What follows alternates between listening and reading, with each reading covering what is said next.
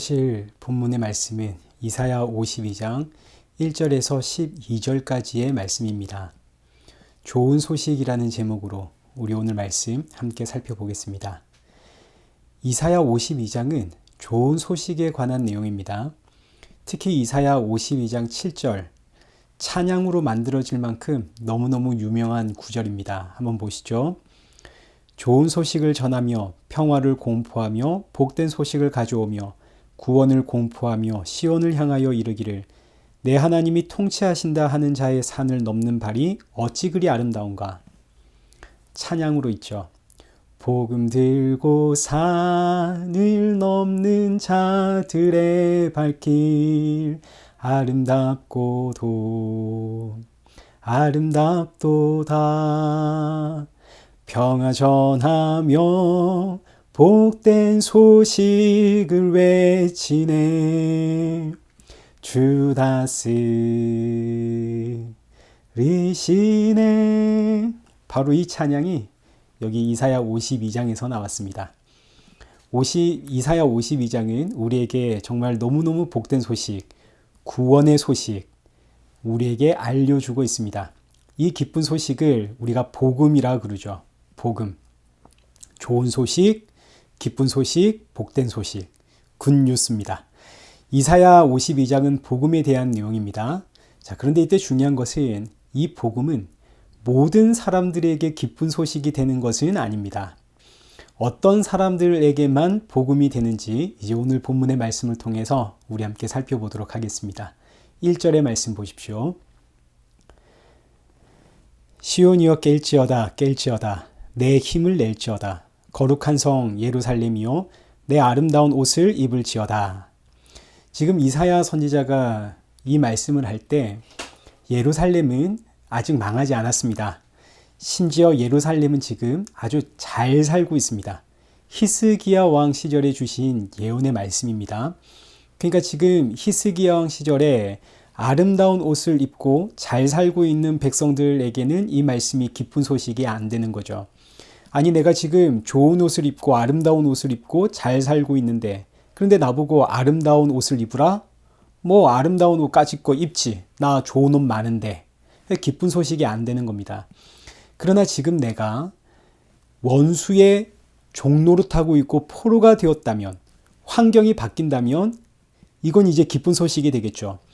종살이를 하고 있고 노예살이를 하고 있는데 이런 나에게 좋은 옷을 입어라. 아름다운 옷을 입어라. 이 의미는 종살이 노예살이가 끝났다는 뜻입니다. 그러니 지금 내가 노예로 종살이로 하고 살고 있다면 이런 사람들에게는 이 말씀이 너무너무 기쁘고 즐겁고 행복한 말씀이 되는 거죠. 2절 말씀도 보겠습니다. 너는 티끌을 떨어버릴지어다. 예루살렘이여 일어나 앉을지어다. 사로잡힌 딸 시온이여 내 목의 줄을 스스로 풀지어다. 자, 지금 이 말씀도 마찬가지입니다. 이 말씀이 선포될 때 이스라엘은 지금 잘 살고 있습니다. 사로잡힌 나라가 아닙니다. 누군가에게 목줄이 채워져서 끌려다니는 그런 인생 아닙니다. 그러니 이런 말씀을 들을 때에 아니 지금 대체 뭐라는 거야? 이런 반응이 당연하겠죠.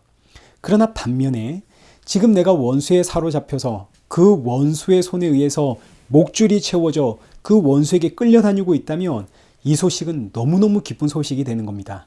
2절입니다. 2절 하반절 내 목의 줄을 스스로 풀지어다. 지금 이 말씀은 성경 하단에 기록되어 있는 각 줄을 보시면 줄이 풀렸도다 라는 뜻입니다. 줄이 풀렸습니다. 이 의미는 내가 지금 내 목에 채워져 있는 목줄을 푼 것이 아니라 누가 이미 내 목줄을 풀어주었다 라는 뜻입니다. 너의 목줄 내가 이미 풀어주었으니 이제 그거 벗어버려라 이런 의미입니다. 지금 원수에게 목줄이 채워져 있는 상황인데 누군가가 나의 이 목줄을 끊어버리고 넌 이제 자유야. 와, 이거 얼마나 기쁘고 즐겁고 행복한 소식입니까? 그럼 이제 이 말씀이 뭘 의미하는지를 이제 생각해 보겠습니다. 1절과 2절은 앞으로 이스라엘 백성들이 바벨론 포로가 될 것을 예언하는 말씀이지만 그러나 사실 원 의미는 하나님께서 죄에서 우리를 구원하신다라는 뜻입니다. 표면적 의미로는 포로된 삶에서 구원이지만 그러나 이 안에 담겨 있는 의미는 죄에서의 구원입니다. 이스라엘 민족이 바벨론의 포로로 잡혀간 이유가 뭡니까? 죄 때문입니다. 죄로 인해서 바벨론의 포로로 잡혀가죠. 바벨론은 지금 우리가 살아가고 있는 이 세상을 상징합니다. 요한계시록에 보면 이 세상을 큰 음녀 바벨론이라고 표현을 합니다. 그러니 죄로 인해서 바벨론의 포로가 되었다. 이 말은 이 세상이 주는 그 각종 유혹의 포로가 되었다. 이런 뜻입니다. 이 세상에서 잘 살고 싶은 성공의 포로가 되어버리고 내가 원하는 대로 내 뜻대로 살고 싶은 나의 그 탐심의 포로, 쾌락의 포로, 남들보다 더 많은 지식을 채우고 싶은, 알고 싶은 지식의 노예, 지식의 포로. 그래서 성경은 우리를 죄와 사망에 매여 종노릇하는 인생이다 라고 이야기를 합니다. 에베소서 2장 3절에서는 우리를 육체의 욕심을 따라 내 육체와 내 마음이 원하는 것을 따라 행하는 본질상 진노의 자녀라고 표현을 합니다. 이렇게 죄의 목줄이 채워져서 세상의 노예, 죄의 노예로 살던 내가 어느 날 이 목줄을 풀었습니다. 로마서 8장 2절 말씀 보십시오. 이는 그리스도 예수 안에 있는 생명의 그 성령의 법이 죄와 사망의 법에서 너를 해방하였습니다. 이것이 바로 기쁜 소식입니다. 얼마나 복된 소식인지. 그런데 문제는 내가 지금 이 세상에서 종노릇하는 것이 너무너무 즐겁고 재밌고 신나는 인생들에게는 이 말씀이 기쁜 소식이 아니겠죠. 내 육체가 원하는 그 쾌락과 성공과 탐심을 향해 살아가는 인생, 이것이 너무너무 신나고 재미있는 인생들에게는 기쁜 소식이 아닌 겁니다.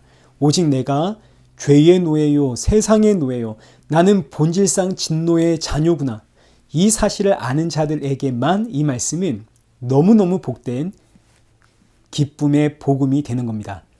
그래서 이제 이어지는 말씀을 보십시오. 3절입니다. 여호와께서 이와 같이 말씀하시되 너희가 값없이 팔렸으니 돈 없이 속량되리라.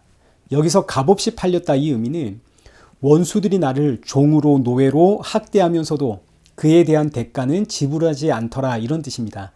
아무리 노예고 종이라 하더라도 노동에 대한 대가는 지불합니다. 적어도 먹고 살기는 해주는 거죠. 그러나 이 죄라고 하는 원수들은 우리를 노예로 붙잡아 그렇게 우리를 학대하면서도 대가 지불하지 않습니다. 그러니 죄의 노예가 된 인생은 마치 여름밤에 불을 향해 달려드는 불나방과 같습니다. 그런데 이런 우리를 하나님께서 값없이 돈 없이 속량하신다 하십니다. 얼마나 감사한지. 그러나 이 의미는 우리에게 값을 요구하지 않는다는 의미지 진짜 값없이 받은 구원은 아닙니다. 죄에서 나를 살리기 위해 하나님께서 친히 십자가의 죽으심으로 그 죄값을 지불하신 겁니다. 예수님의 그 십자가의 보혈로 죄값을 지불하고 우리를 사신 거죠. 우리는 값없이 받은 구원입니다. 하나님의 은혜의 선물입니다. 그러나 이 죄값을 하나님이 지불하셨습니다. 자, 그리고 이어지는 4절. 주 여호와께서 이와 같이 말씀하시되 내 백성이 전에 애굽에 내려가서 거기에 거류하였고 아수르인은 공련히 그들을 압박하였도다. 지금 이 말씀은 이스라엘은 과거에 애굽의 노예였고 지금 북이스라엘은, 지금 남유다는 아직 잘 살고 있습니다. 그러나 지금 북이스라엘은 아수르의 포로가 되어 있는 상황입니다. 아수르의 노예가 되었죠. 애굽의 노예였던 이스라엘 백성들의 소원은 뭘까요? 노예에서 벗어나는 겁니다. 지금 북이스라엘은 아수르의 노예가 되어 있는데 그들의 소원은 뭘까요? 역시 노예에서 벗어나 자유를 얻고 약속의 땅으로 돌아오는 거죠. 그러니 이런 이들에게 너희는 오늘부터 자유다 라고 한다면 세상에 이것보다 기쁘고 즐겁고 행복한 복된 소식이 어디에 있겠습니까? 그러니까 기쁜 소식은 내가 지금 원수들에게 의해 노예가 되었다, 이 사실을 알 때에만 구원이라는 것이 너무너무 기쁘고 복된 소식이 되는 겁니다. 자, 그럼 이때 이스라엘 백성들은 왜 노예가 되었나요? 이스라엘 백성들이 노예가 된 이유는 죄를 지어서 노예가 아니라 죄를 알아라고 노예가 된 겁니다. 하나님께서 이스라엘 백성들을 출애굽시키시고 가나안에 인도하셨죠. 값없이 주신 은혜입니다. 그러니 이제 이스라엘 백성들은 가나안 땅에서 이 값없이 받은 은혜에 감사하며 그 은혜 붙잡고 살아야 되는데, 이 은혜를 붙잡고 살려면 일단 먼저 알아야 되는 것이, 내가 과거에 애굽에 있을 때는 죄인이었구나. 이 사실을 먼저 알아야 되는 겁니다. 내가 죄인이라는 사실을 알 때 내가 출애굽한 것이 너무너무 감사가 되는 거죠. 그런데 이스라엘 백성들은 율법을 지키면서 사니까 내가 죄인이라는 사실을 모릅니다. 바리새인들을 생각하면 됩니다. 바리새인들, 율법에 흠이 없죠. 자신이 죄인이라는 사실을 모릅니다. 그래서 하나님은 너희는 지금 죄의 노예야. 이 사실을 알게 하려고 노예가 되게 하십니다. 우리가 왜 노예가 되었나? 우리가 죄인이라서 노예가 되었구나. 하나님이 주신 이 율법을 다 지켜 행한다고 해서 의인이 되는 것은 아니구나. 이거 알라고 노예가 된 겁니다. 그럼 율법은 대체 뭡니까? 율법은 우리가 잘 알듯이 로마서 3장 19절과 20절 그 이하에 기록된 것처럼 모든 사람의 입을 틀어막고 온 세상으로 하나님의 진노 아래에 있음을 알게 하려고 주신 것이 율법입니다. 20절에 있는 것처럼 율법으로는 죄를 깨닫는 거죠. 그러니 내가 죄에 매여 종노릇하고 있는 진노의 자식이구나 하는 자들에게 복음은 기쁜 소식이 되는 겁니다. 이렇게 복음, 기쁜 소식을 알게 된 자들의 특징이 이제 6절입니다. 그러므로 내 백성은 내 이름을 알리라. 그러므로 그날에는 그들이 이 말을 하는 자가 나인 줄을 알리라. 내가 여기 있느니라. 죄에 매여 종노릇하던 진노의 자녀가 의와 생명의 자녀가 되었습니다. 이런 백성들은 주의 이름을 압니다. 그 이름이 뭔가요? 예수 그리스도죠. 로마서 8장 2절 그리스도 예수 안에 있는 생명의 성령의 법이 죄와 사망의 법에서 너를 해방하였느니라. 예수 그리스도. 누가 우리를 해방했나요? 예수 그리스도. 그날에는 그들이 이 말을 하는 자가 나인 줄 알리라. 그래서 예수님 이 땅에 오셔서 끊임없이 외치신 말씀이 내가 곧 길이요 진리요 생명이니 누구든지 나로 말미암지 않고는 아버지께로 갈 자가 없느니라.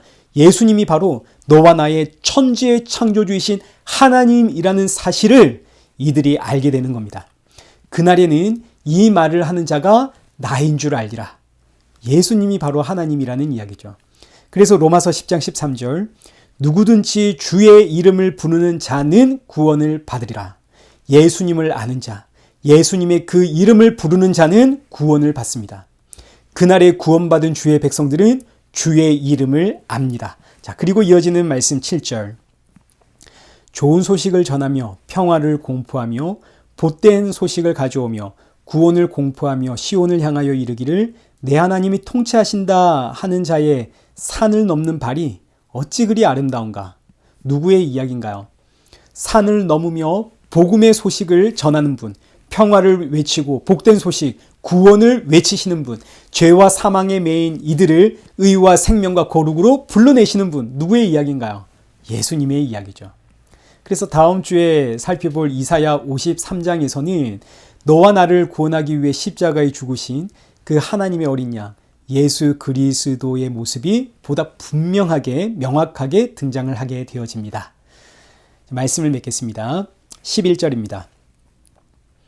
너희는 떠날지어다 떠날지어다 거기서 나오고 부정한 것을 만지지 말지어다 그 가운데서 나올지어다 여호와의 기구를 매는 자들이여 스스로 정결하게 할지어다.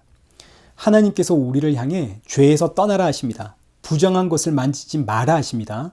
근데 여러분 이게 가능한 이야기입니까? 불가능한 일이죠. 이 땅에서 우리가 발붙이고 사는 한 불가능한 이야기입니다. 우리는 가만히 앉아만 있어도 머릿속에서 얼마나 많은 탐심과 탐욕과 세상을 향한 갈망들이 지나가는지 모릅니다. 성경은 내 속에 있는 탐심이 우상 숭배고 여자를 보고 음욕을 품는 자마다 간음한 자고 형제를 향해 욕한 자마다 살인자라 하십니다. 생각만 해도 죄라고 하시는데 우리가 어떻게 죄에서 떠날 수 있습니까? 불가능한 이야기죠. 그래서 12절입니다. 여호와께서 너희 앞에서 행하시며 이스라엘의 하나님이 너희 뒤에서 호위하시리니 너희가 황급히 나오지 아니하며 도망하듯 다니지 아니하리라. 우리는 죄에서 떠날 수가 없습니다. 불가능합니다. 그러나 이스라엘의 하나님이 내 앞에서 그리고 내 뒤에서 나를 호위한다 하십니다. 걱정하지 말라는 이야기죠. 지금 사방이 죄입니다. 그런데 하나님께서 나를 그 품에 품으셨다는 이야기입니다. 이것이 바로 예수 그리스도의 십자가 보혈의 능력입니다. 십자가의 보혈이 지금 나를 감싸고 있기 때문에 로마서 4장 7절과 8절에 기록된 것처럼 불법이 사함을 받고 죄가 가리워지고 주께서 나의 죄를 죄로 인정하지 않습니다. 이것이 바로 십자가에 흘리신 예수 그리스도의 그 보혈의 능력이요, 이것이 기쁜 소식 복음입니다. 자, 그런데 이제 다음 주에 살펴보겠지만 이사야 53장 1절 보십시오. 우리가 전한 것을 누가 믿었느냐? 여호와의 팔이 누구에게 나타났느냐? 이 놀라운 복음의 소식, 기쁜 소식이 모든 사람들에게 기쁜 소식은 아니라는 뜻입니다. 이 소식을 기쁜 소식으로 듣는 자가 거의 없더라. 그런데 이 소식을 기쁜 소식으로 듣는다면 이건 그야말로 기적이 일어난 겁니다. 이보다 더 놀라운 기적이 없죠. 예수 그리스도의 십자가의 보혈이 나를 죄와 사망에서 의와 생명과 거룩으로 인도하셨습니다. 이 소식이 기쁜 자는 정말로 기적이 일어난 성도입니다. 오늘 저와 여러분에게 이 소식이 참으로 기쁜 소식이 들린다면 이건 기적이고 이건 정말 너무너무 놀라운 복입니다. 이보다 더 큰 은혜가 없고 이보다 더 큰 복이 없습니다. 이 귀한 생명의 복을 받은 성도는 이 복음을 자랑할 수밖에 없는 거죠. 복음의 증인으로 살아갈 수밖에 없는 겁니다. 여러분 예수 믿으시오, 예수 믿으시오. 그래서 우리 믿음의 조상들이 세상 사람들에게 받은 별명이 크리스찬입니다. 저들은 그리스도인이야. 입만 열면 그리스도. 저들은 그리스도인이야. 사랑하는 성도 여러분, 그리스도인이라는 별명은 너무너무 자랑스럽고 귀하고 복된 별명입니다. 남은 한 주 그리스도인으로서 이 귀한 생명의 복음을 증거하고 또 동시에 그리스도인으로서 날 구원하신 예수 그리스도를 더 많이 닮아가는 그런 복된 저와 여러분 되시길 축원합니다.